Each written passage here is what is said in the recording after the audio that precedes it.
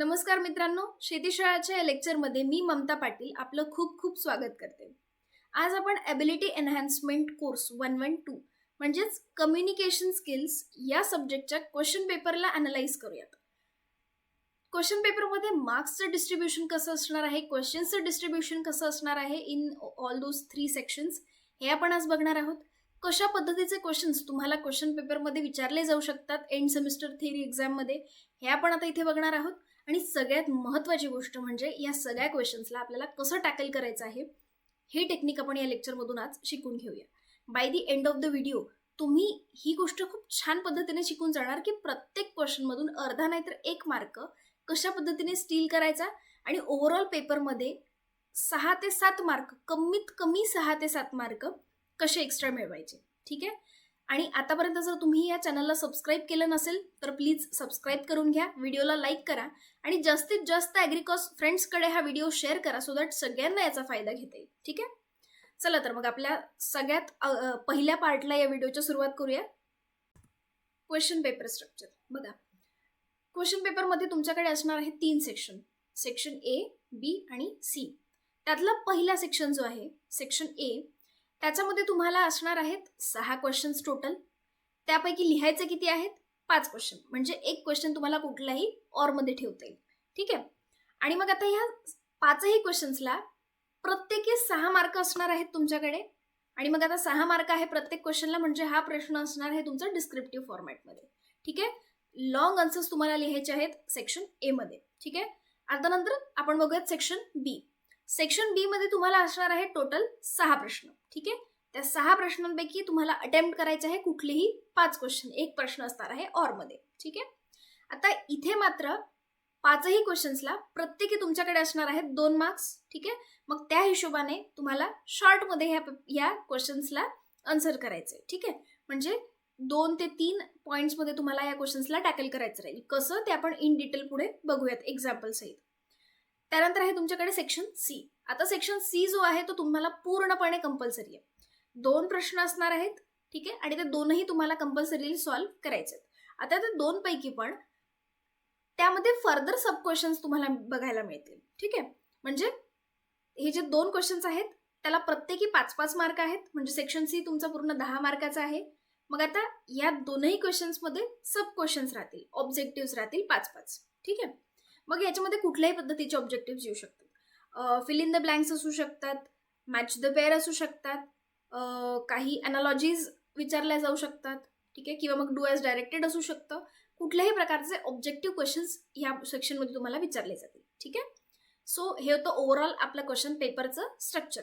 आता आपण ह्या प्रत्येक सेक्शनच्या क्वेश्चन्सला कसं टॅकल करायचं, कशा पद्धतीचे क्वेश्चन्स येतील हे सगळं बघणार आहोत.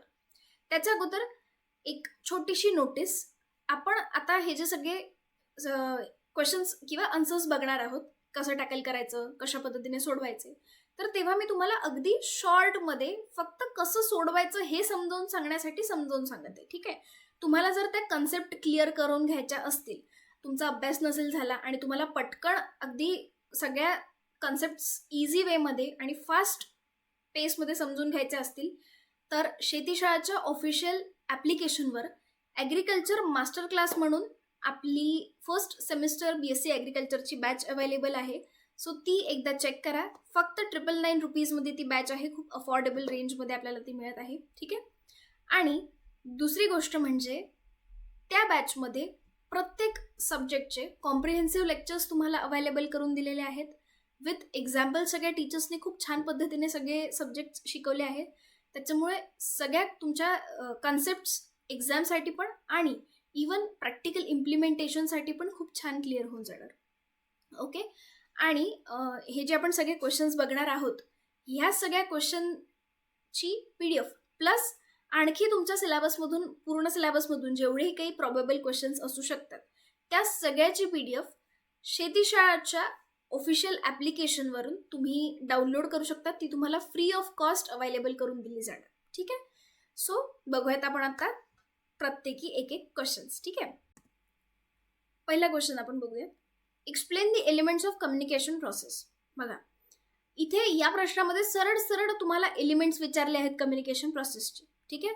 किंवा इथे या पर्टिक्युलर गोष्टीच्या संदर्भात तुम्हाला असाही प्रश्न विचारला जाऊ शकतो की कम्युनिकेशनची सायकल एक्सप्लेन करा किंवा कम्युनिकेशनची प्रोसेस एक्सप्लेन करा. मग ह्या सगळ्या बाबतीमध्ये तुम्हाला काय लिहायचं आहे, कम्युनिकेशनचे हे सगळे एलिमेंट्स किंवा हीच आहे तुमची सायकल जी तुम्हाला त्याच्यामध्ये लिहायची आहे. ठीक आहे. आता एक गोष्ट लक्षात ठेवा की कुठल्याही क्वेश्चनला जेव्हा तुम्हाला टॅकल करायचं असेल तेव्हा तुम्ही 2 गोष्टी कॉन्स्टंट लिहिणार. कुठलाही प्रश्न येऊ द्यात, जेव्हा डिस्क्रिप्टिव्ह लिहायचं आहे तेव्हा तुम्ही इंट्रोडक्शन आणि कन्क्लुजन ह्या 2 गोष्टी लिहिणार म्हणजे लिहिणार. आता याच्यामध्ये फार काही रॉकेट सायन्स नाहीये. इंट्रोडक्शन मध्ये काय लिहायचं की तो पर्टिक्युलर क्वेश्चन ज्या टॉपिक मधून आलेला आहे त्याच्याबद्दल 1 ते 2 ओळीमध्ये तुम्हाला लिहायचं आहे. जसं आता इथे कम्युनिकेशन प्रोसेसच्या टॉपिक मधला हा क्वेश्चन आहे. सो इथे कम्युनिकेशनच्या डेफिनेशन लिहिलेली आहे. कशी, तर communication is a process of sharing information, ideas and feelings between people. बघा, अशी प्रोसेस की ज्याच्यामध्ये 2 व्यक्तींमध्ये आयडियाज झालं, इन्फॉर्मेशन झाली, फिलिंग्स झाले, या गोष्टी शेअर केल्या जातात. सिम्पल, इतकीच होती डेफिनेशन. त्याच्यानंतर तुम्हाला काढायची आहे डायग्राम. ठीक आहे. डायग्राम ही तुमची सायक्लिकल फॉर्मॅटमध्ये आहे कारण कंटिन्युअस प्रोसेस असते कम्युनिकेशनची. ठीक आहे. सो सुरुवात होते सेंडरनी, मग येतो मेसेज, चॅनल, रिसिव्हर आणि फीडबॅक. ही काढली तुम्ही डायग्राम, राईट. इथे विचारले नाहीये डायग्राम, पण तुम्ही डायग्राम काढली सो दॅट तुम्हाला ह्या गोष्टी क्लिअर आहेत, तुम्हाला या सगळ्या प्रोसेसचे हे सगळे पॉईंट्स येत आहेत हे त्या एक्झामिनरला लक्षात येऊन जाणार. त्यानंतर तुम्हाला काय करायचं आहे, या पर्टिक्युलर प्रत्येक एलिमेंटला एक्सप्लेन करायचं आहे 2 ते 3 ओळींमध्ये, राईट. सगळ्यात अगोदर लिहिलं आपण सेंडर. ठीक आहे. सेंडर काय असतो की हा एक पर्टिक्युलर असा एलिमेंट असतो ज्याच्यापासून कम्युनिकेशनची प्रोसेस स्टार्ट होते. कुठली पण इन्फॉर्मेशन असेल, कुठली पण आयडिया असेल किंवा फिलिंग असेल, ती जनरेट होते फ्रॉम द सेंडर. आता जसं मी तुम्हाला शिकवते, I am performing the role of sender here, right. मी माझ्याकडून जे नॉलेज शेअर करत आहे किंवा जी इन्फॉर्मेशन शेअर करत आहे, मग एकतर व्हर्बल फॉर्मॅटमध्ये मी शेअर करत आहे, रिटन फॉर्मॅटमध्ये शेअर करत आहे, पण ऑल इन ऑल इथे मुद्दा काय आहे की I am performing the role of sender in this communication process, right. So हे झालं सेंडर बद्दल. त्यानंतर सेकंड एलिमेंट आहे आपला मेसेज, की जी गोष्ट, जी इन्फॉर्मेशन मी शेअर करत आहे तो आहे तुमचं मेसेज. मग मेसेज वेगवेगळ्या फॉर्मॅटमध्ये असू शकतो, रिटर्न फॉर्मॅटमध्ये असू शकतो, व्हर्बल फॉर्मॅटमध्ये असू शकतो, इमेजच्या फॉर्मॅटमध्ये असू शकतो, एनी फॉर्मॅट, राईट. आणि मग हे झाले तुमचे एक्झाम्पल्स. ठीक आहे. त्याच्यानंतर आहे चॅनल, की कुठल्या माध्यमातून तुमच्यापर्यंत तो मेसेज पोहोचवला जात आहे. आता जसं की फॉर एक्झाम्पल आपली जी कम्युनिकेशन प्रोसेस सुरू आहे त्याच्यामध्ये इंटरनेटच्या माध्यमातून तुमच्यापर्यंत हा मेसेज जात आहे, यूट्यूब या पर्टिक्युलर प्लॅटफॉर्मच्या माध्यमातून तुमच्याकडे मेसेज जात आहे, किंवा तुम्ही जर तुमच्या फ्रेंड्स सोबत बोलत आहात तर व्हॉट्सअप ॲप्लिकेशनच्या माध्यमातून मेसेज जात आहे. So these are the channels of communication. ठीक आहे. त्याच्यानंतर आहे आपलं रिसिव्हर. आता तुम्ही ॲक्टिव्हली बघत आहात, ऐकत आहात हा पर्टिक्युलर व्हिडिओ, सो तुम्ही कोणता रोल फॉर्म करत आहात, रिसिव्हरचा रोल तुम्ही परफॉर्म करत आहात, बरोबर. आणि त्याच्यानंतर तुम्ही तुमच्या काही क्वेरीज असणार किंवा तुमचे काही सजेशन्स असणार, ते जेव्हा तुम्ही मला फीडबॅकच्या माध्यमातून कळवणार किंवा तुम्ही जेही काही मला रिप्लाय देणार या संदर्भात, so it will form as a feedback, so that मग तो फीडबॅक माझ्यापर्यंत येणार आणि त्याच्यामुळे मग ही जी कम्युनिकेशनची प्रोसेस आहे ही इथे कम्प्लीट होणार. Got it. सो ही अशी पूर्ण प्रोसेस होती कम्युनिकेशनची आणि मग तेच सगळे आहेत तुमचे एलिमेंट्स कम्युनिकेशन प्रोसेसचे. ठीक आहे. सो हे आपण सगळे एलिमेंट्स सगळे एक्सप्लेन केले याच्यामध्ये छान. आणि त्याच्यानंतर ॲट द एंड लिहायचं आपल्याला कन्क्लुजन. कन्क्लुजनमध्ये काय लिहायचं असतं जनरली, की कम्युनिकेशनच्या या प्रोसेसमधून किंवा ओव्हरऑल कम्युनिकेशन या टॉपिकमधून तुम्हाला काय समजलं, तुम्ही काय शिकलात याच्यातून, हे तुम्हाला लिहायचं असतं कन्क्लुजनमध्ये, अगदी 1 किंवा 2 ओळींमध्ये. ठीक आहे. जसं इथे लिहिलंय की effective communication depends on proper coordination of all the elements. हे जे सगळे आपण 5ही एलिमेंट्स बघितले, ह्याचं जेव्हा प्रॉपर कोऑर्डिनेशन होतं तेव्हा कम्युनिकेशनची प्रोसेस इफेक्टिव्ह बनते. ठीक आहे. हे झालं याच्यातलं कन्क्लुजन. सो इथे आता याला समराईज करायचं असेल या पर्टिक्युलर गोष्टीला, जे मी तुम्हाला आता एवढं सांगितलं एवढ्या वेळात, तर शॉर्टमध्ये ह्याला काय सांगणार मी, की तुम्ही इंट्रोडक्शन लिहा, त्याच्यानंतर तुम्ही डायग्राम काढा, राईट. त्याच्यानंतर तुम्ही ॲक्च्युअल त्या डायग्राममध्ये जे तुम्ही प्रश्नात विचारलेल्या गोष्टीचे एक पॉईंट एक्सप्लेन करा. ठीक आहे. आणि ॲट दी एंड तुम्ही त्याच्यात लिहायचं आहे कन्क्लुजन. ओके. नेक्स्ट आपण आता क्वेश्चन बघूया. Question number 2, analyst the models of communication. आता इथे सुद्धा आपल्याला फक्त मॉडेल्स ऑफ कम्युनिकेशन एनलिस्ट करायला सांगितलेत. तर तरी सुद्धा इथे आपण काय करणार, सगळ्यात अगोदर इंट्रोडक्शन लिहिणार. इथे पुन्हा मॉडेल्स ऑफ कम्युनिकेशन या संदर्भात आपल्याला जेही काही आठवत असेल ते लिहून टाकायचं. जसं इथे दिलेलं आहे, communication models explain how information flows from sender to receiver. सरळ सरळ कम्युनिकेशनचे मॉडेल काय असतात हे इथे दिलेलं आहे. ठीक आहे, कुठले हे आपण पुढे बघणार आहोत, राईट. मग इथे फक्त काय असतात ते लिहिलंय. म्हणजे इन्फॉर्मेशन जेव्हा एक सेंडर रिसिव्हरकडे पाठवतो तेव्हा कसा फ्लो असतो, म्हणजे कुठल्या बाजूने फ्लो असतो, ह्या गोष्टी जेव्हा आपण एक्सप्लेन करतो तेव्हा त्याला डायव्हर्सिफाय करतो किंवा त्याला आपण मॉडेल्स ऑफ कम्युनिकेशन असं म्हणतो. ठीक आहे, त्याच्यानंतर आपण करूयात डायग्राम. ठीक आहे, 3च पॉइंट्स आहे. मग ते 3 छान असे सर्कलमध्ये किंवा असे छान छोटे छोटे ढग काढायचे आणि त्याच्यात लिहून टाकायचे, राईट. सो इन शॉर्ट तुम्हाला 3 गोष्टी हायलाईट करायच्या की ह्या 3 गोष्टी आहेत मॉडेल्स ऑफ कम्युनिकेशन. त्याच्यानंतर मग एक एक मॉडेल जे आहे ते डिटेलमध्ये आपल्याला एक्सप्लेन करायचं आहे. आता इथे 3च मेन पॉईंट्स आहेत, तर त्याला छान 3-3, 4-4 पॉईंट्समध्ये तरी तुम्हाला कमीत कमी समजावून सांगायचं आहे, राईट. मग आता लिनियर मॉडेल शॉर्टमध्ये मी तुम्हाला सांगून देते की काय आहे. लिनियर मॉडेल असतात की ज्याच्यामध्ये फक्त वन वे कम्युनिकेशन असतं. मग वन वे कम्युनिकेशन म्हणजे जसं की रेडिओवरून एखादी लाईक वेदर फॉरकास्ट चालू आहे किंवा मग टेलिव्हिजनवरून एखादा प्रोग्राम सुरू आहे, मग ते झालं वन वे कम्युनिकेशन, राईट. कारण फक्त सेंडर जो आहे तो कम्युनिकेट करत आहे, रिसिव्हर जो आहे तो फीडबॅकच्या माध्यमातून किंवा इतर कुठल्याही माध्यमातून पुन्हा कुठल्याही पद्धतीचा मेसेज सेंडरपर्यंत पाठवत नाहीये, राईट. सो ते झालं लिनियर मॉडेल ऑफ कम्युनिकेशन. त्याच्यानंतर आहे इंटरॅक्टिव्ह मॉडेल ऑफ कम्युनिकेशन. ह्याच्यामध्ये काय आहे की दोनही जे आहेत एलिमेंट्स, सेंडर आहे आणि रिसिव्हर आहे, दोघंही एलिमेंट्स हे वर्क करतात. म्हणजे सेंडर त्याचा मेसेज पोहोचवतो रिसिव्हरपर्यंत आणि मग रिसिव्हर सुद्धा फीडबॅक किंवा इतर कुठला मेसेज पोहोचवतो सेंडरपर्यंत. ह्याचं एक्झाम्पल आपण बघूयात. फॉर एक्झाम्पल लेट्स से एखादी व्यक्ती आहे, ठीक आहे, तुम्हाला एखादं demonstration, let's say extension worker आहे आणि तो व्यक्ती गावात शेतकऱ्यांना जाऊन एखादं डेमॉन्स्ट्रेशन देत आहे किंवा एखाद्या गोष्टीबद्दल, ॲग्रिकल्चरल प्रॅक्टिसबद्दल समजावून सांगत आहे. मग तो पूर्ण सगळं बोलून घेणार, त्याचा मेसेज शेतकऱ्यांपर्यंत पोहोचवणार आणि त्याच्यानंतर ॲट दी एंड मग शेतकरी काही शंका असतील, प्रश्न असतील, मग ते विचारतील किंवा काही फीडबॅक द्यायचा असेल, हे सगळ्या गोष्टी मग नंतर घडतील.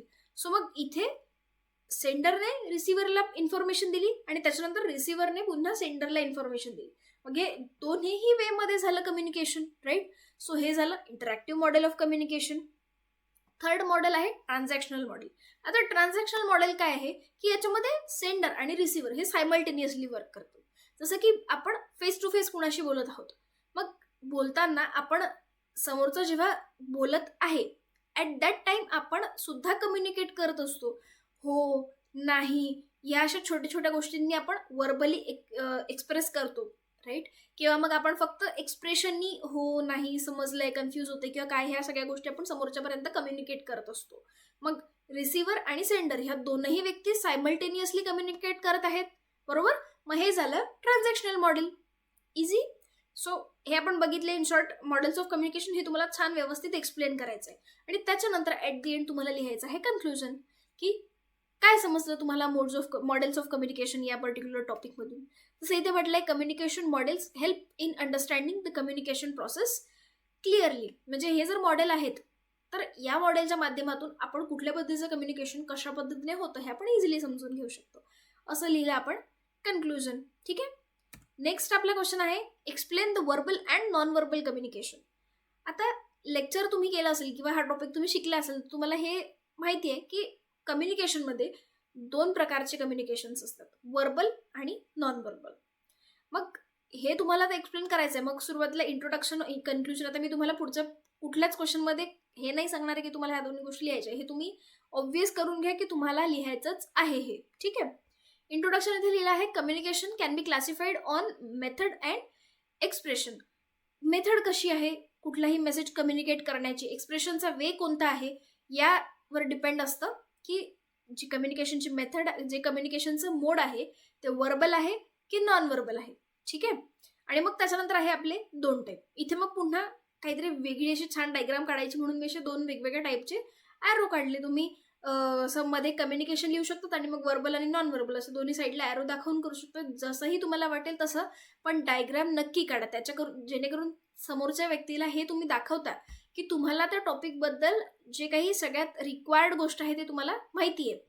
मग हे काढलं, त्याच्यानंतर मग खाली असे छोट्या छोट्या पॉईंटमध्ये तुम्ही पुन्हा मग त्याचे जे सब एलिमेंट्स आहेत ते एक्सप्लेन पण करू शकता. ठीक आहे, शॉर्टमध्ये. आणि त्याच्यानंतर मग पुन्हा ही डायग्राम झाली. त्याच्यानंतर वर्बल कम्युनिकेशन हेडलाईन टाकली. मग वर्बल कम्युनिकेशन काय आहे हे एक्सप्लेन करायचं. लाईक फॉर एक्झाम्पल, वर्बल कम्युनिकेशनमध्ये आपण वर्ड्सचा वापर करतो रिटन फॉर्मॅटमध्ये, त्याच्यानंतर स्पोकन फॉर्मॅटमध्ये. जिथेही वर्ड्सचा वापर केला जातो त्याला आपण म्हणतो वर्बल कम्युनिकेशन. आणि जिथे वर्ड्सचा वापर न करता आपण कम्युनिकेट करतो, मग एक्सप्रेशनच्या माध्यमातून असेल, बॉडी लँग्वेजच्या माध्यमातून असेल, जेस्चर्सच्या माध्यमातून असेल, मग त्याला आपण काय म्हणतो, नॉन वर्बल कम्युनिकेशन. ठीक आहे. मग आता याचे दोन्हींचे पुन्हा मग एक्झाम्पल्स सुद्धा लिहायचे की जेव्हा आपण एखाद्या व्यक्तीला ईमेल करत आहोत, कुठल्या व्यक्तीला व्हॉट्सअप मेसेज करत आहोत, किंवा मग एखादी फॉर्मल नोटीस पाठवत आहोत, मग अशा वेळेस वर्बल कम्युनिकेशनचा वापर केला जातो. त्याच वेळेस नॉन वर्बल कम्युनिकेशनचा वापर कधी केला जातो, जिथे आपल्याला सायलेंटली मेसेज कम्युनिकेट करायचा आहे. समोरच्याचं बोलणं चालू असताना आपल्याला त्याला होकार नकार, पॉझिटिव्ह निगेटिव्ह फीडबॅक द्यायचा असेल, तेव्हा आपण नॉन वर्बल कम्युनिकेशनचा वापर करतो. सो या सगळ्या गोष्टी आपल्याला लिहायच्या आहेत इन डिटेल. ठीक आहे. आता हे मी तुम्हाला अगदी अगदी क्विक वेमध्ये फास्ट सांगत आहे, कारण आपल्याला फास्ट वेमध्ये सगळे क्वेश्चन्स बघायचे आहेत. बाकी पण बी आणि सी सुद्धा जो आपला सेक्शन आहे तो बघायचा आहे. ठीक आहे. ह्या तुम्हाला पूर्ण डिटेलमध्ये गोष्टी समजून घ्यायच्या असेल तर तुम्ही आपली बॅच जॉईन करा शेतीशाळा आपल्या ॲप्लिकेशनवरची. ठीक आहे. देन लास्ट आपल्याला लिहायचं आहे कन्क्लुजन, की वर्बल आणि नॉन वर्बल दोनही प्रकारचे कम्युनिकेशन इम्पॉर्टंट आहे. आणि मोस्ट ऑफ द टाइम जेव्हा आपण डिरेक्टली फेस टू फेस किंवा virtually face to face communicate करत असतो, तेव्हा वर्बल आणि नॉन वर्बल या दोनही गोष्टींचा वापर केला जातो. कारण आता मी तुमच्याशी बोलते, माझा तुम्हाला छोटासा व्हिडिओ दिसतोय साईडला, सो मी फक्त शब्दांच्या माध्यमातून बोलते असं आहे का? नाही. त्या शब्दांचा वापर करताना माझ्या बोलण्याच्या टोनमध्ये आवाज कमी जास्त होत आहे, टोन व्हॅरी होत आहे, राईट. माझे काही एक्सप्रेशन आहे, फेशियल एक्सप्रेशन, त्याच्या माध्यमातून तुम्हाला गोष्टी चांगल्या पद्धतीने समजत आहेत, rather than simple verbal communication, right. So हे होता आपला topic verbal and non verbal कम्युनिकेशनचा. नेक्स्ट आपला क्वेश्चन आहे, explain self esteem and state ways to build self esteem. बघा, आता इथे काय आहे की या क्वेश्चनमध्ये दोन पर्टिक्युलर वेगवेगळ्या गोष्टी विचारलेल्या आहेत. पहिली गोष्ट म्हणजे तर सेल्फ एस्टीम काय आहे हे आपल्याला एक्सप्लेन करायचं आहे, आणि दुसरी गोष्ट म्हणजे सेल्फ एस्टीम बिल्ड करण्याचे वेज आपल्याला इथे एक्सप्लेन करायचे. तर आपण इंट्रोडक्शनमध्येच सेल्फ एस्टीम एक्सप्लेन करणार, राईट. कारण हा टॉपिकच पूर्ण कशा संदर्भात आहे, सेल्फ एस्टीमच्या संदर्भात. मग आपण त्याच्याबद्दल काही ओळी लिहिणं म्हणजेच काय झालं, त्याला एक्सप्लेन करणं, बरोबर. सो इंट्रोडक्शनमध्ये आपण लिहिलं की self esteem refers to a person's confidence and believes in her or his own abilities. मग स्वतःच्या ॲबिलिटीजमध्ये एखाद्या व्यक्तीला किती कॉन्फिडन्स आहे, किती बिलीफ आहे, याला आपण म्हणतो सेल्फ एस्टीम. म्हणजे जर एखादी गोष्ट आपल्याला करायची आहे तर ती गोष्ट मी करू शकतो का. मग मी करू शकतो असं जेव्हा एखादा व्यक्ती म्हणतो तेव्हा त्याची सेल्फ एस्टीम हाय आहे असं आपण म्हणतो. किंवा जर एखादा व्यक्ती घाबरत असेल की मला नाही जमणार, मला एखादी गोष्ट नाही करता येणार, असं जेव्हा आपण एखादा व्यक्ती म्हणताना ऐकतो, तेव्हा त्याला काय आपण म्हणूयात की त्या व्यक्तीची सेल्फ एस्टीम लो आहे. मग आता लो सेल्फ एस्टीम असेल तर मग चांगली एक हाय सेल्फ एस्टीम बिल्ड करण्यासाठी आपण कुठल्या पद्धतीच्या गोष्टी प्रॅक्टिस करू शकतो हे आपल्याला लिहायचंय ways to build self esteem मध्ये. Got it. मग इंट्रोडक्शनमध्ये आपण एक्सप्लेन केलं सेल्फ एस्टीम काय आहे. ठीक आहे. त्याच्यानंतर आपण आता वेज मध्ये पुन्हा इथे डायग्राम काढणार. आता इथे मी डायग्राम नाही काढून दिली, इथे तुम्ही विचार करायचा आहे की इथे कशा पद्धतीची डायग्राम येऊ शकते. मग इथे ट्री डायग्राम येऊ शकते की आणखी कुठल्या पद्धतीची तुम्ही डायग्राम काढू शकतात. वेगवेगळ्या शेप्स मध्ये छान डायग्राम काढायची, मग छान अट्रॅक्टिव्ह आणि छान लुक येतो तुमच्या पेपरला. आणि चेक करणाऱ्याला सुद्धा आवडतो तो पेपर चेक करायला, आणि त्याच्याच आनंदात मग एखादा मार्क कुठे ना कुठे जास्त मिळून जातो. ठीक आहे. सो मग आता इथे ways to build self esteem मध्ये मग आपण बघितलं की रिअलिस्टिक गोल्स सेट करायचे, जेणेकरून मग ते गोल्स जेव्हा आपण अचीव्ह करत जातो तेव्हा आपल्याला कॉन्फिडन्स येत जातो की नाही आपण करू शकतो ही गोष्ट. पॉझिटिव्ह थिंकिंग ठेवू शकतो आपण. ठीक आहे. की आपण एखादी गोष्ट करूच नाही शकणार असा विचार करण्यापेक्षा करून तर बघू, ही एक पॉझिटिव्ह चेंज आपल्या विचारसरणीत आणला तर मग आपण त्या गोष्टी ट्राय करून बघतो, आपल्याला जमतात आणि मग आपली सेल्फ इस्टीम बिल्ड होत जाते. त्याच्यानंतर प्रिपरेशन अँड प्रॅक्टिस. एखादी गोष्ट आपल्याला नाही जमत आहे असं वाटत जरी असलं तरी त्या गोष्टीची प्रॅक्टिस केली, प्रिपरेशन केलं तर मग हळूहळू आपल्या त्या गोष्टी जमायला लागतात आणि सेल्फ इस्टीम बिल्ड व्हायला लागते. Self confidence. मग आता जेव्हा आपण प्रॅक्टिस करतोय, पॉझिटिव्ह थिंकिंग ठेवतोय, छोटे छोटे रिअलिस्टिक गोल अटेंड करतोय, मग तेव्हा आपोआप आपला कॉन्फिडन्स वाढत जातो आणि इनडायरेक्टली मग सेल्फ इस्टीम वाढत जाते. राईट. त्याच्यानंतर आहे एनकरेजमेंट अँड फीडबॅक. मग जेव्हा आपल्याला इतर लोकांकडून आपल्या छोट्या छोट्या गोल्सच्या संदर्भात आपल्या प्रॅक्टिसवरून जेव्हा आपल्याला एनकरेजमेंट मिळत जाते, एक पॉझिटिव्ह फीडबॅक मिळत जातो, और इव्हन निगेटिव्ह फीडबॅक जरी भेटला तरी त्याच्यावर आपण काम करून मग पुन्हा पॉझिटिव्ह फीडबॅक जेव्हा मिळवतो तेव्हा मग अशा पद्धतीने स्टेप बाय स्टेप आपली सेल्फ इस्टीम बिल्ड होत जाते. आता हे मी तुम्हाला अगदी शॉर्टमध्ये हे सगळ्या गोष्टी सांगितल्या. आता इथे तुम्हाला एक एक एक एक्झाम्पल पण लिहायचंय. जेव्हा मी लेक्चरमध्ये हा पर्टिक्युलर टॉपिक शिकवला होता इथे खूप छान इंटरेस्टिंग असं एक एक्झाम्पल बघितलं होतं आपण. लाईक जेव्हा तुम्हाला पब्लिक स्पीकिंग करायची असते, मग पब्लिक स्पीकिंग करायच्या वेळेस जर तिथे स्टेज डेअरिंग नाही आहे तुमच्यामध्ये, म्हणजेच तुमची सेल्फ इस्टीम लो आहे, तर स्टेप बाय स्टेप तुम्ही ह्या सगळ्या गोष्टी इम्प्लिमेंट करून तुमची सेल्फ इस्टीम कशी बिल्ड करू शकता to become a successful public speaker, हे आपण तिथे डिटेलमध्ये बघितलं होतं. सो अशाच छान इंटरेस्टिंग एक्सप्लेनेशन्ससाठी, एक्झाम्पल्ससाठी do check that particular course. छान आपल्या शेतीशाळाच्या ऑफिशियल ॲप्लिकेशनवर ॲग्री मास्टर क्लास म्हणून तुमचा हा कोर्स आहे, फक्त 999 रुपीजमध्ये अवेलेबल आहे. सो जाऊन चेक करा. ठीक आहे. पुढे जाऊयात आपण कन्क्लुजनकडे. ठीक आहे. मग आपण हे सेल्फ इस्टीमची वेजची डायग्राम काढली, सगळे पॉईंट्स एक्झाम्पल सहित छान एक्सप्लेन केले. त्याच्यानंतर ॲट दी एंड कन्क्लुजन की सेल्फ इस्टीम, हाय सेल्फ इस्टीम जर आपण बिल्ड केली तर आपलं कम्युनिकेशन पण जास्तीत जास्त छान पद्धतीने आपण इफेक्टिव्ह करू शकतो. ठीक आहे. आणि मग त्याच्यानुसार मग पर्सनॅलिटी डेव्हलपमेंट होत जाते. राईट. हे झालं या पर्टिक्युलर टॉपिक बद्दल. आता नेक्स्ट आपण बघूयात explain precise writing and it's guidelines. बघा, हा तर सगळ्यात सिम्पल टॉपिक आहे. प्रिसाइज रायटिंग म्हणजे काय की जेव्हा काहीतरी मोठा पॅराग्राफ विचारला गेलेला आहे तर त्याच्यातली कमीत कमी शब्दामध्ये जास्तीत जास्त ॲक्युरेट पद्धतीने समरी लिहिणं म्हणजेच इन शॉर्ट प्रिसाइज रायटिंग. ठीक आहे. सो प्रिसाइज रायटिंगचं इंट्रोडक्शन लिहिलं आपण की काय आहे प्रिसाइज रायटिंग, आपण त्याची डेफिनेशन्स लिहून टाकली. त्याच्यानंतर आता त्याचे आपल्याला गाईडलाईन्स लिहायचे की कुठल्या गोष्टी त्याच्यामध्ये आपल्याला इन्शुअर करायच्या आहे की जेणेकरून आपलं प्रिसाइज रायटिंग जे आहे ते परफेक्ट होणार. ठीक आहे. सो बघ इथे 4च इम्पॉर्टंट पॉईंट आहे. सगळ्यात पहिला पॉईंट म्हणजे ॲक्युरसी. ठीक आहे. ॲक्युरसी म्हणजे काय की आपण जीही काही समरी लिहित आहोत, ठीक आहे, जे प्रिसाइज रायटिंग करत आहोत एका मोठ्या पॅरेग्राफमधून, मग त्याच्यात जेही काही फॅक्च्युअल इन्फॉर्मेशन आहे, ज्याही काही इव्हेंट्स आहे, न्यूमेरिकल इन्फॉर्मेशन आहे किंवा ज्याही गोष्टी आहेत त्या सगळ्या आपल्याला ॲक्युरेटली डिपिक्ट करता आल्या पाहिजे. आपण जास्तीत जास्त शब्दांमधल्या गोष्टी घेऊन कमीत कमी शब्दात मांडतोय, पण मग अशा वेळेस त्या गोष्टी चुकल्या नाही पाहिजे, त्या ॲक्युरेटली तशाच्या तशा आपल्याला घेता आल्या पाहिजे. ठीक आहे.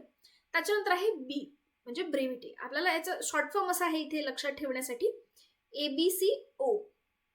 ठीक आहे. मग ए झालं ॲक्युरसी, बी म्हणजे ब्रेव्हिटी. ब्रेव्हिटी म्हणजे काय की कमीत कमी शब्दात कमीत कमी वाक्यांमध्ये आपल्याला हे प्रिसाइज रायटिंग करायची आहे. ठीक आहे. की तिथे जर अगदी अर्ध्या एक पानाचा तो पॅरेग्राफ दिलेला आहे आणि आपल्याला त्याला प्रिसाइज रायटिंग करायचं, आपल्याला 5 ते 10 ओळींमध्ये ते शॉर्टमध्ये प्रिसाइज रायटिंग करता आलं पाहिजे. सो ब्रेव्हिटी, अगदी ब्रीफमध्ये तुम्हाला लिहायचं आहे की त्या पॅसेजमध्ये काय म्हटलेलं आहे. ठीक आहे. त्याच्यानंतर क्लॅरिटी.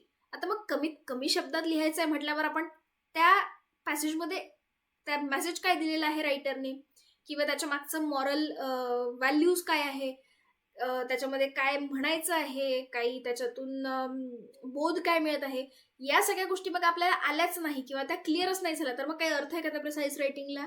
नाही. मग पुन्हा जाऊन रेफर करावं लागणारच आहे पॅरेग्राफला. सो मग त्याला काही अर्थ उरत नाही. म्हणून आपण जेव्हा प्रिसाइज रायटिंग करत आहोत from any particular paragraph or particular lesson, मग तेव्हा आपल्याला त्या प्रिसाइज रायटिंगमध्ये क्लॅरिटी असणं गरजेचं आहे की आपल्याला पॅरेग्राफमध्ये काय दिलेलं आहे आणि आपल्याला इथे काय मांडायचं आहे. ठीक आहे. त्याच्यानंतर ओरिजिनल मिनिंग. इथे पुन्हा तेच पॅरेग्राफमध्ये जी गोष्ट दिलेली आहे तिथे काय म्हणायचं आहे ऑथरला तेच आपल्याला इथे लिहायचं आहे. आपण त्या ऑथरच्या विचारांना मॉडिफाय करून आपल्या पद्धतीने लिहू शकतो का प्रिसाइज रायटिंगमध्ये? नाही. ऑथरला जे म्हणायचं आहे, ऑथरचे जे विचार आहेत, जी टोन आहे ती आपल्याला इथं मेंटेन करायची आहे. ते मिनिंग आपल्याला जसंच्या तसं मेंटेन करायचं आहे. ठीक आहे. हे झाले आपले 4 गाईडलाईन्स प्रिसाईज रायटिंगचे. ठीक आहे, इथे डायग्राम सुद्धा तुम्ही तुमच्या पद्धतीने वेगळ्या पद्धतीने जसं तुम्हाला जमेल तसं काढू शकता. आणि त्याच्यानंतर मी ज्या पद्धतीने सांगितलं ABCO, मग हे सगळे छान इनलिस्ट करायचे आणि मग त्याच्यात एक एक 2-2 ओळींमध्ये ह्याच्या संदर्भात सगळं लिहायचंय. त्याच्यानंतर again conclusion, precise writing helps in developing concise writing skills. Precise writing skills मध्ये जर तुम्ही प्रिसाईज रायटिंग जर करायचं असेल तर तिथे तुम्ही जर या गाईडलाईन्स फॉलो केल्या तर तुम्ही छान कन्साईज पद्धतीने रायटिंग स्किल्स तुमचे डेव्हलप करू शकता. ठीक आहे, त्याच्यानंतर आपण आता एक लास्ट क्वेश्चन बघूया. Explain the subjective and objective and positive case. आपल्या लँग्वेजमध्ये, ठीक आहे, कुठल्याही लँग्वेजमध्ये काही केस असतात, like subjective case, objective case आणि पॉझिटिव्ह केस. आपल्या वाक्यामध्ये एक नाउन किंवा प्रोनाउन आणि वर्ब ह्याचे काय रिलेशनशिप आहे, या सगळ्याचा जेव्हा आपण शो करतो तेव्हा आपण तिथे केस डिफाईन करत असतो त्या पर्टिक्युलर वाक्याची. मग बघा, जसं की सब्जेक्टिव्ह केस आहे, मग सब्जेक्टिव्ह केसमध्ये काय असतं की नाउन असेल किंवा प्रोनाउन असेल, तो पर्टिक्युलर नाउन किंवा प्रोनाउन ऍक्ट करत असतो, ऍक्शन घेत असतो. म्हणजे जसं की शी स्पीक्स क्लिअरली, माझे इथे शी स्पीक्स आहे ना, ती बोलते. ऍक्शन कोण परफॉर्म करते बोलण्याची? ती काय आहे? प्रोनाउन. सो मग आणि प्रोनाउन हे नाउन किंवा प्रोनाउन हे काय झालं त्या वाक्याचा सब्जेक्ट आहे, राईट. मग इथेही काय झाली? सब्जेक्टिव्ह केस. त्या वाक्याला काय म्हणूयात आपण की त्या वाक्यात सब्जेक्टिव्ह केस आहे. त्याच्यानंतर आहे ऑब्जेक्टिव्ह केस. ऑब्जेक्टिव्ह केसमध्ये काय असतं की त्या पर्टिक्युलर वाक्यामध्ये सब्जेक्ट वर क्रिया घडत असते, कुठली पण ऍक्शन जी आहे ती त्या सब्जेक्टवर घडत असते, म्हणून आपण तिथे काय म्हणतो? ऑब्जेक्टिव्ह केस. त्याच्यानंतर आहे पॉझिटिव्ह केस. आता पॉझिटिव्ह केसमध्ये पॉझेशन शो केलं गेलेलं असतं. पॉझेशन इन द सेन्स मालकी हक्क, राईट. म्हणजे जसं आता मी म्हटलं की दीज आर माय स्टुडंट्स, मग इथे मी माझं पॉझेशन दाखवलं की दीज आर माय स्टुडंट, किंवा आपण म्हणूया दिस इज माय बुक. सो मग दिस इज माय बुक म्हटल्यावर माझं पॉझेशन आहे ना, किंवा इट इज हर व्हेकल, तिची व्हेकल आहे, तिची मालकी दाखवली आहे, माझी मालकी दाखवलेली आहे. मग इथे काय म्हणूयात आपण की तिथे आहे पॉझेशन केस किंवा पॉझेसिव्ह केस, राईट. मग हे झाले आपण एक्सप्लेन केले. इथे एक 2-2 एक्झाम्पल्स लिहून टाकायचे. जर तुम्हाला जास्त एक्सप्लेन नाही करता येत आहे तर मग एकच्या जागी 2 एक्झाम्पल लिहून टाकायचे, इझी, राईट. त्याच्यानंतर आहे conclusion, correct use of case improves grammatical accuracy. जेव्हा तुम्ही व्यवस्थित केस यूज करणार त्या वाक्याच्या अर्थाला अनुसरून, मग तिथे तुमची ग्रामॅटिकल ॲक्युरसी पण करेक्ट होत जाते, राईट. हे एक शॉर्टमध्ये आपला जो लेटर पार्ट आहे ना सिलेबसचा, पहिल्या पार्टमध्ये कम्युनिकेशनच्या संदर्भात आहे, लेटर पार्टमध्ये इंग्लिश आणि ग्रामरच्या संदर्भात आहे. मग त्याच्यातला आपण हा एक क्वेश्चन बघितला मागचा आणि हा सुद्धा. ठीक आहे, अशा सगळ्याच टॉपिकबद्दल डिटेलमध्ये आपल्या लेक्चरमध्ये आपण सांगितलेलं आहे. ठीक आहे, तिथे तुम्हाला छान समजेल. इथे कदाचित तुम्हाला अगदी मी डिटेलमध्ये नाही समजावून सांगत आहे, राईट, कारण आपल्याला वेळेची थोडी कमतरता आहे. आपल्याला एका लेक्चरमध्ये पूर्ण सगळ्या पद्धतीचे क्वेश्चन्सला कसं टॅकल करायचंय ते बघायचंय. त्याच्यामुळे मी फास्ट आणि शॉर्ट वेमध्ये तुम्हाला समजावून सांगितलेलं आहे. तुम्हाला डिटेलमध्ये समजून सांगायचं असेल तर जाऊन लेक्चर्सला रेफर करा प्लीज. ठीक आहे, चला आपण ए सेक्शन बघितलं. आता आपण नेक्स्ट सेक्शन बघूया, शॉर्ट आन्सरवाला सेक्शन बी, ज्याच्यामध्ये तुम्हाला 6 क्वेश्चन्स दिलेले आहेत टोटल. त्याच्यापैकी लिहायचे तुम्हाला 5 क्वेश्चन्स आहेत आणि मग या 5 क्वेश्चन्समध्ये प्रत्येक क्वेश्चनला 2 मार्क आहेत. ठीक आहे, मग अशा वेळेस काही एक्झाम्पल्स बघूयात आपण आणि मग कसं टॅकल करायचं त्याचे आन्सर्स पण रेफर करूयात. ठीक आहे, बघा पहिला क्वेश्चन इथे दिला आहे, Y is communication considered a continuous process. आता ह्याच पर्टिक्युलर क्वेश्चनचा आन्सर तुम्हाला आठवत असेल तर मी इनडायरेक्टली दिलेला होता जेव्हा आपण पहिला मोठा क्वेश्चन बघितला होता तेव्हा. ठीक आहे, आता बघा आपण एलिमेंट्स बघितले होते तेव्हा मी तुम्हाला सांगितलं होतं की कम्युनिकेशनची प्रोसेस जी आहे ती एक कंटिन्युअस प्रोसेस आहे, राईट, आणि सायक्लिक प्रोसेस आहे. कारण जे कम्युनिकेशनची प्रोसेस स्टार्ट होते सेंडर पासून, मग ती जाते, मग सेंडर पासून सुरू होते, मेसेज क्रिएट होतो सेंडरकडून. ठीक आहे, मग एका चॅनलच्या माध्यमातून तो मेसेज पुढे फॉरवर्ड केला जातो रिसिव्हरकडे, मग तो मेसेज रिसिव्हरकडून रिसिव्ह केला जातो, मग रिसिव्हर फीडबॅक फॉर्म करतो आणि मग तो फीडबॅक पुन्हा सेंडरकडे जाऊन येतो. मग आपली जी सेंडर पासून सुरू झालेली प्रोसेस होती ती सेंडरपर्यंत येऊन पोहोचली की नाही, मग म्हणून याला काय म्हणतात, कम्युनिकेशन प्रोसेस. मग हेच तुम्हाला तुमच्या भाषेत कमीत कमी शब्दात छोट्या 1 ते 2 ओळींमध्ये एक्सप्लेन करायचंय, राईट. इथे एक्झाम्पल दिला आहे की teacher explain, students respond and teacher clarifies to them again. मग इथे टीचरपासून ती प्रोसेस सुरू झाली, स्टुडंटपर्यंत आली, स्टुडंटपासून पर्यंत टीचरपर्यंत आली आणि मग टीचरपासून पुन्हा स्टुडंटपर्यंत आली. मग ही सायक्लिक प्रोसेस कंटिन्यू राहत आहे, राईट. सो आपण इथे अशा पद्धतीने मग लाईक एक्झॅक्टली आन्सर्स पण लिहिले आणि त्याच्यानंतर त्याच्या एक्झाम्पलच्या माध्यमातून पण आपण ते एक्सप्लेन केलं. ठीक आहे. प्रत्येक क्वेश्चनमध्ये तुम्हाला काय करायचं आहे की जिथे जिथे तुम्हाला लिहिता येतं तिथे तिथे एक्झाम्पल्स लिहा. 1 मार्क तुम्हाला जिथे कमी भेटत असेल तिथे एक्स्ट्रा भेटून जाणार, राईट. त्याच्यानंतर सेकंड क्वेश्चन बघूया. How does non verbal communication support verbal communication. आता हे पण आपण बघितलंय, राईट. बघा, नॉन व्हर्बल कम्युनिकेशन मध्ये काय आहे, gestures, facial features, tone, expressions, body language, या सगळ्या गोष्टी येतात नॉन व्हर्बल मध्ये. मग व्हर्बल कम्युनिकेशन सोबत जेव्हा आपण नॉन व्हर्बल कम्युनिकेशन यूज करतो तेव्हा काही इन्फॉर्मल क्यूज जे असतात, म्हणजे जेव्हा मी एखादं वाक्य बोलतेय, ठीक आहे, मग तेव्हा मला कुठल्या गोष्टीवर मी जोर देते, कुठे माझा टोन चेंज होतोय, कुठे पूर्ण बोलताना कुठे मी गांभीर्यानं बोलते आहे, कुठे मी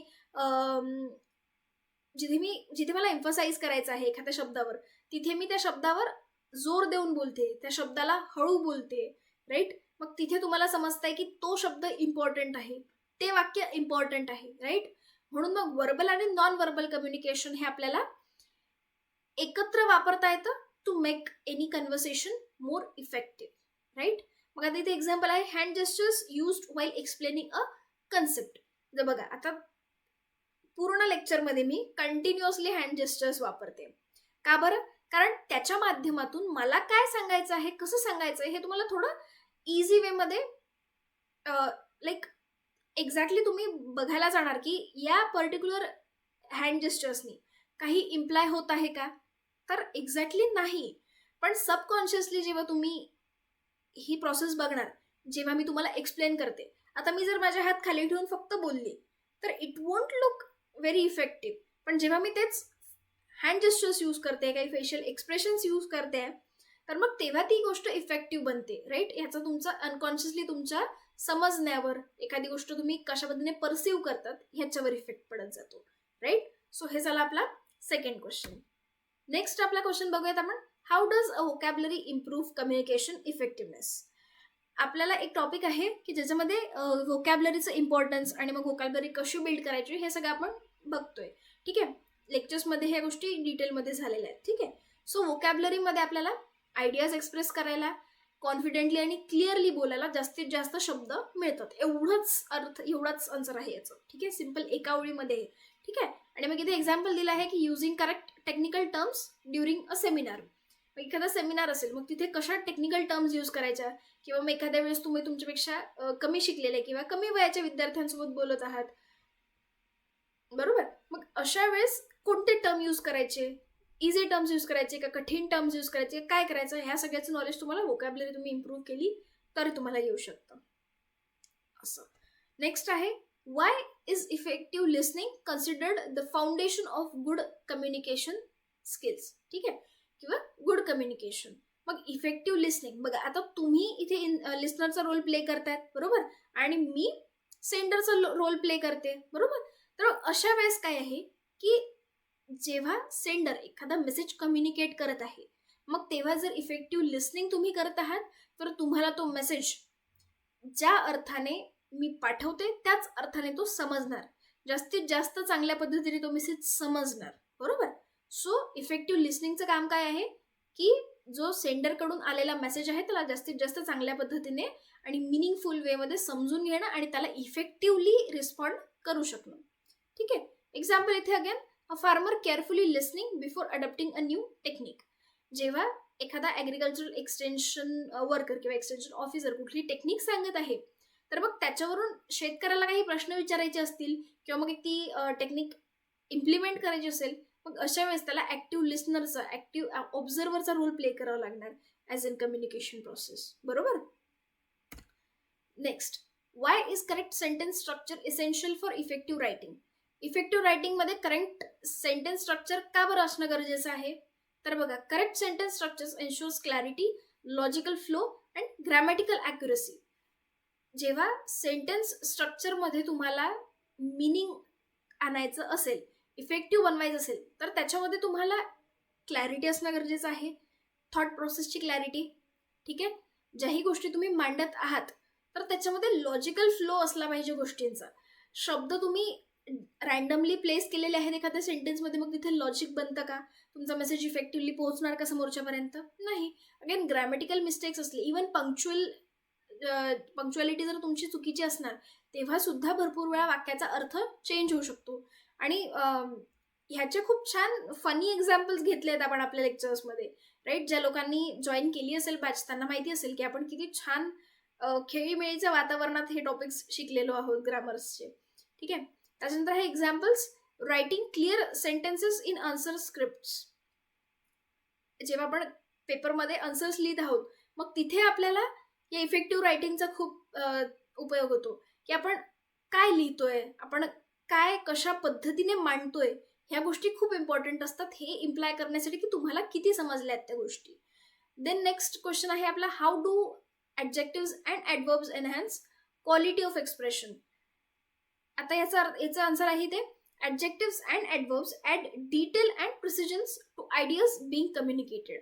आता ॲडवर्ब्स आणि ॲडजेक्टिव्सचं काय काम आहे की ते वर्ब्सबद्दल किंवा नाउन्सबद्दल एक्स्ट्रा इन्फॉर्मेशन प्रोव्हाइड करण्याचा प्रयत्न करतात किंवा एक्स्ट्रा इन्फॉर्मेशन पोहोचवतात.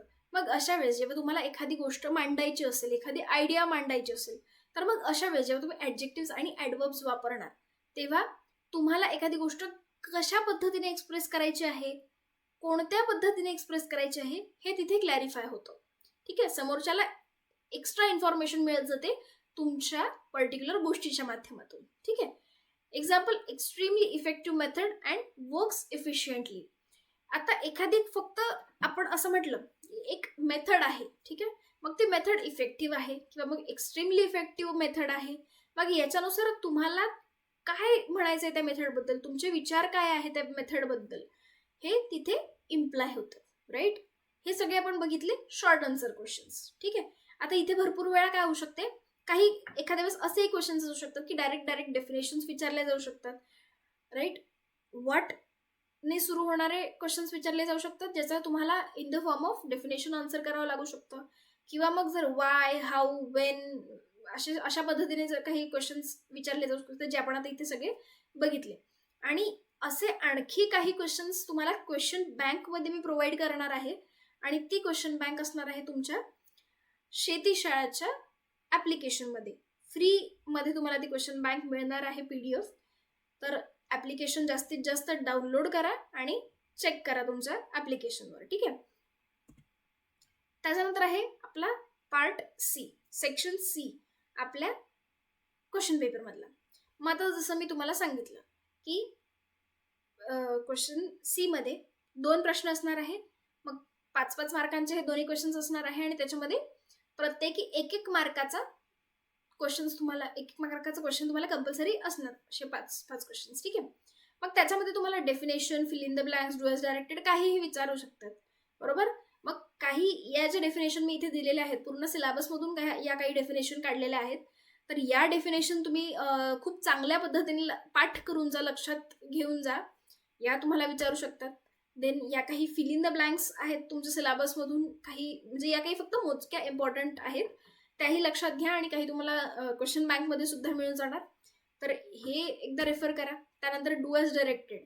आता ह्या डू एज डायरेक्टेडमध्ये पण ग्रामरशी रिलेटेड, कम्युनिकेशनशी रिलेटेड कुठल्या गोष्टी म्हटलं, ज्या गोष्टी आपण लेक्चर्समध्ये बघितलेल्या आहेत इन डिटेल वेगवेगळ्या टॉपिक्सच्या माध्यमातून, तेच तुम्हाला इथे प्रॅक्टिकली इम्प्लिमेंट करता येतात की नाही, हे या प्रकारच्या प्रश्नांमधून चेक केलं जाणार आहे. ठीक आहे, so this is do as directed. So आतापर्यंत ह्या पूर्ण लेक्चरमध्ये आपण सगळ्या पद्धतीचे क्वेश्चन्स कसे टॅकल करायचे बघितले. लॉंग आन्सर्समध्ये इंट्रोडक्शन, ॲक्च्युअल काय विचारलेलं आहे ते डायग्राम, ते डायग्रामचे सगळे पॉईंट्स एक्सप्लेन करा, आणि कन्क्ल्युजन हे बघितलं. शॉर्ट आन्सरमध्ये 1-2 ओळींमध्ये ते आन्सर आणि मग त्याचे एक्झाम्पल, अशा पद्धतीने आपण बघितलं. आणि ऑब्जेक्टिव्सच्या संदर्भात आपण सरळ मी तुम्हाला ऑब्जेक्टिव्स जे हे दिले आहेत स्लाइड्सवर, स्क्रीनशॉट काढून घ्या. सोबतच क्वेश्चन बँकमध्ये सुद्धा तुम्हाला आणखी काही क्वेश्चन मिळून जाणार ऑब्जेक्टिव्सचे सुद्धा. ठीक आहे, सो या सगळ्या पद्धतीच्या प्रश्नांना आता तुम्हाला कसं टॅकल करायचं हे तुमच्या लक्षात आलेलं आहे. त्यानंतर भरपूर सारे क्वेश्चन्स तुम्हाला भेटणार आहेत आणि क्वेश्चन बँकच्या माध्यमातून ॲप्लिकेशनवर तुम्हाला आणखी क्वेश्चन भेटणार आहेत. ठीक आहे. सो आय होप तुम्हाला या सगळ्या गोष्टी इफेक्टिव्ह वाटल्या असतील, उपयोगात येतील तुमच्या फायनल सेमिस्टर एंड थिअरीमध्ये. आणि ॲट लास्ट अगेन, तुम्ही अजूनही जर चॅनलला सबस्क्राईब केलं नसेल तर प्लीज सबस्क्राईब करून घ्या. व्हिडिओ तुम्हाला आवडला असेल तर नक्की लाईक करा आणि तुमच्या फ्रेंड्स सोबत शेअर करा. आणि आय इन्सिस्ट की तुम्ही आपली ॲग्री मास्टर क्लास बॅच एकदा परचेस करा, लेक्चर्स बघा आणि फीडबॅक आम्हाला प्रोव्हाइड करा. कारण वी आर शुअर की जेही काही पूर्ण आम्ही फ्रेमवर्क केलेलं आहे, एक्झाम्पल त्याच्यानंतर व्हिज्युअल्स वगैरे किंवा मग जे आमची शिकवण्याची टेक्निक आहे त्याच्यामध्ये खूप इफेक्टिव्ह पद्धतीने विद्यार्थ्यांना जास्तीत जास्त चांगल्या पद्धतीने गोष्टी समजल्या पाहिजे. And not just for the examples, long टर्ममध्ये त्या गोष्टी लक्षात आल्या पाहिजे, इम्प्लिमेंट करता आल्या पाहिजे, अशा पद्धतीने सगळ्या गोष्टी शिकवलेल्या आहेत. ठीक आहे. So do check that batch. फक्त ₹999 मध्ये ती बॅच अवेलेबल आहे. खूप अफोर्डेबल रेटमध्ये आहे असं मला वाटतं. सो आय होप तुम्हाला आता आजचा हा व्हिडिओ आणि सगळे हे स्ट्रक्चर आवडलं असेल. भेटूयात आपण एका आपल्या लेक्चर्समध्ये, आपल्या बॅचमध्ये. Till then, bye bye.